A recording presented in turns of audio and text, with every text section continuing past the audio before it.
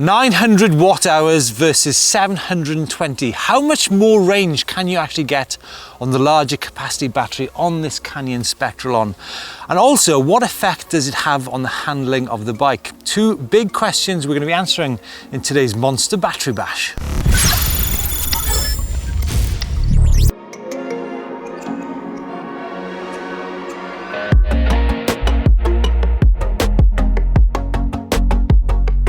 It's less than 5 years since Canyon launched the original Spectral, and whilst it had absolutely amazing geometry, it was but a transient ride due to the small 500 watt hour battery of the time. A bike that definitely left us wanting more, which is what we did on many occasions with a battery supported ride in the wilder parts of Italy with Fabian Borel.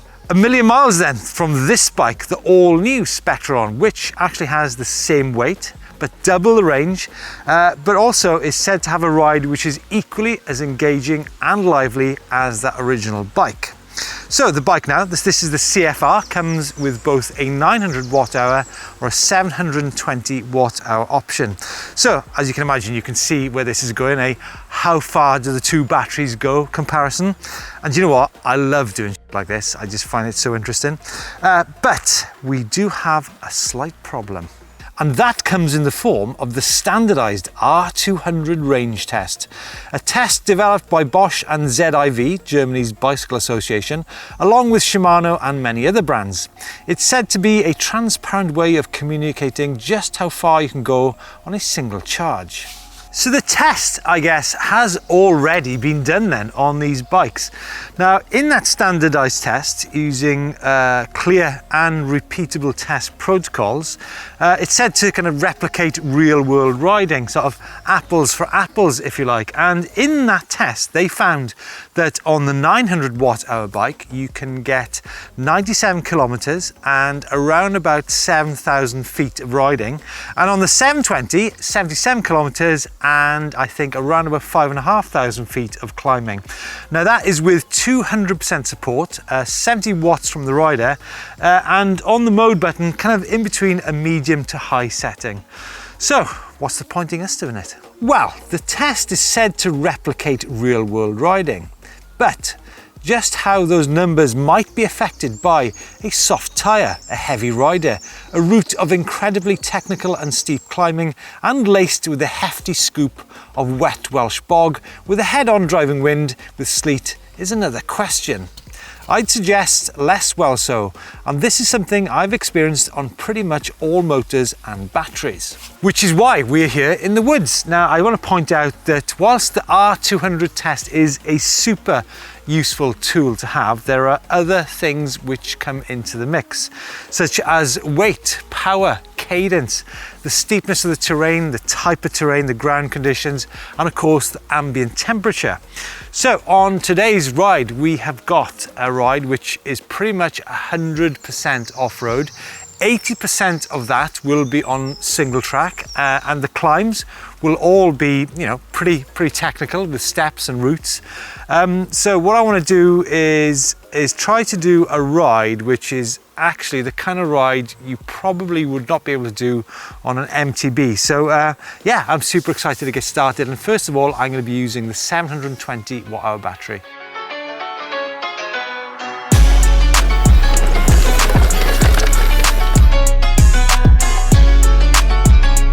Okay, first climb. As you can see, it's a little bit tasty. So whilst you might get more range in eco, you simply would not be able to get up this climb.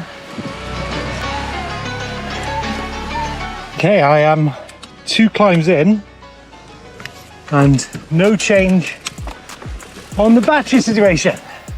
Sorry, one thing I forgot to mention to you guys is that I'm actually going to be riding in boost mode for the entirety of the ride. And also you might see in some of the shots I'm going to be in different color tops, and that's because I've done this test on many occasions to just make sure that the data is accurate.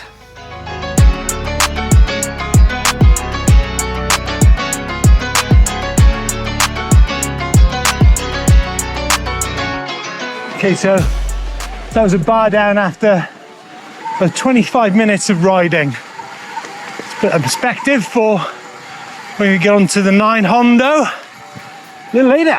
Okay, quick update for you folks. I've been riding 48 minutes and we've now dropped the second bar. So we've got three bars of battery left on the 700 watt hour.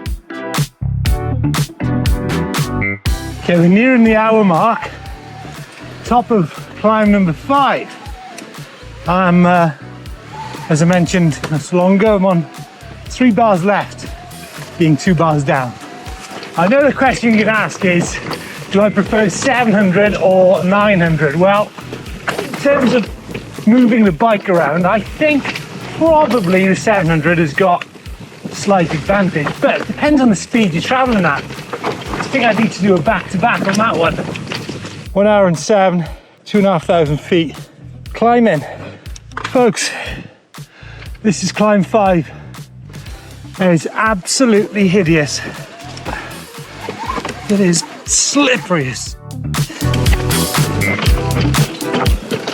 on a time check in the red, 38.18 feet, the time of 1:38, distance 14:44.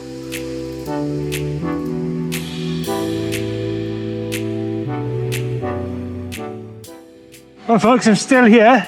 Now climbed a good few hundred feet, probably 400 feet in red, which is significantly different to the 630 watt hour battery on the old Canyon Spectral. So, oh, fantastic peace of mind, I have to say.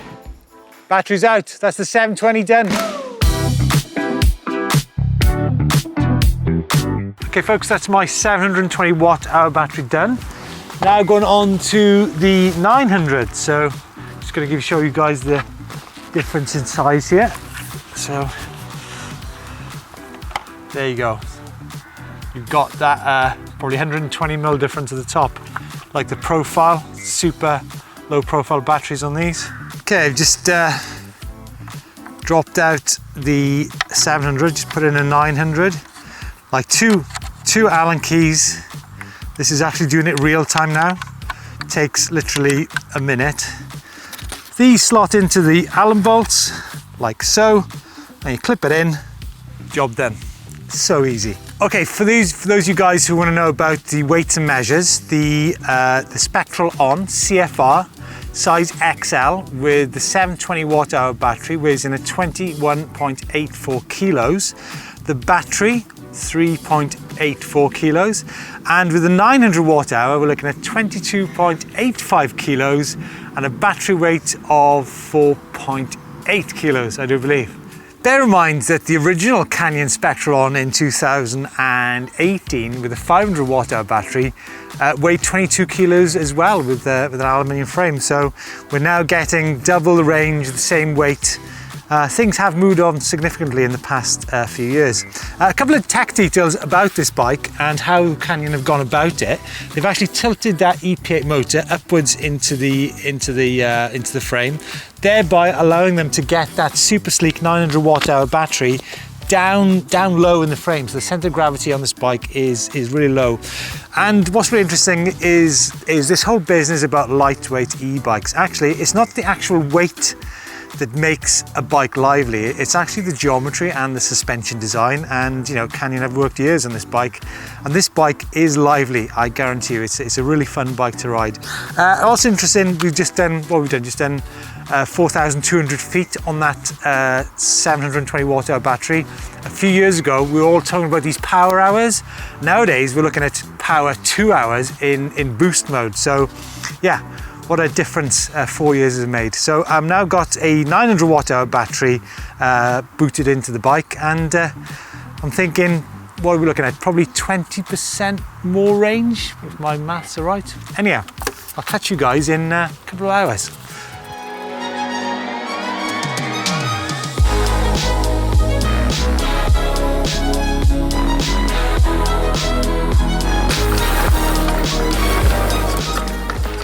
So just about to drop into downhill number 3, which means obviously that I've done 3 climbs. I've been riding half an hour, all single track, and I've only just dropped out on a bar It really is quite reassuring to ride a bike with 900 watt hours. It's like you're going down the motorway and the needle just isn't moving. It's yeah, I'm really into it.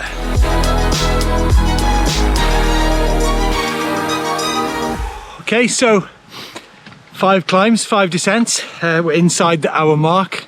Quite a bit of riding. Now I've sort of tuned the ride today to make it pretty much all single track, technical single track climbs and descents.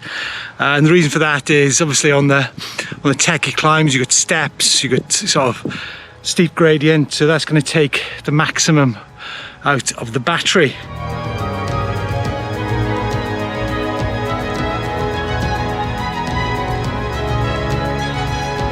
Hi, me again. So climb number 8 was an absolute monster.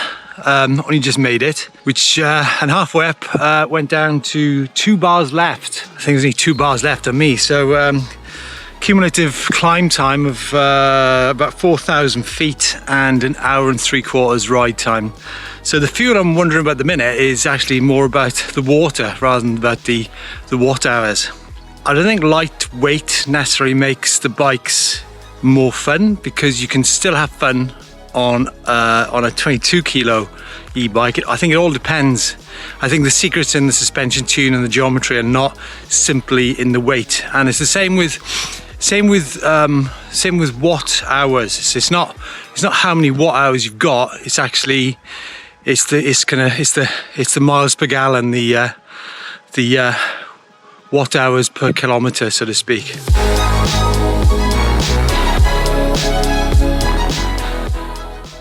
Okay folks, about a minute ago, went on to red.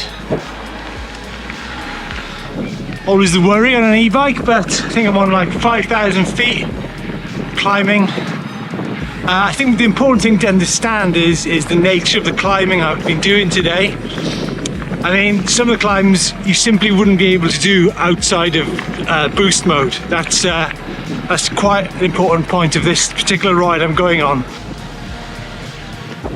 Desperately trying to limp home, but it seems that the reserve tank on this 900 watt hours is significantly larger than I anticipated. Already done hundreds of feet of climbing, still in the red, and I'm still in the red. Oh boy, it's gonna be a long day. When is it gonna stop? Oh, there it is, there it is. Richard, did you just hear that?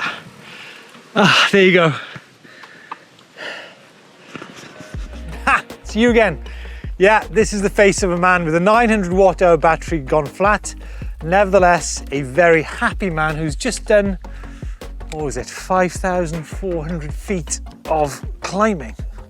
Get in the van here. Folks, what I want to say is on a different day with a different terrain, different rider, different tyres, different air temperature, might have yielded very different results.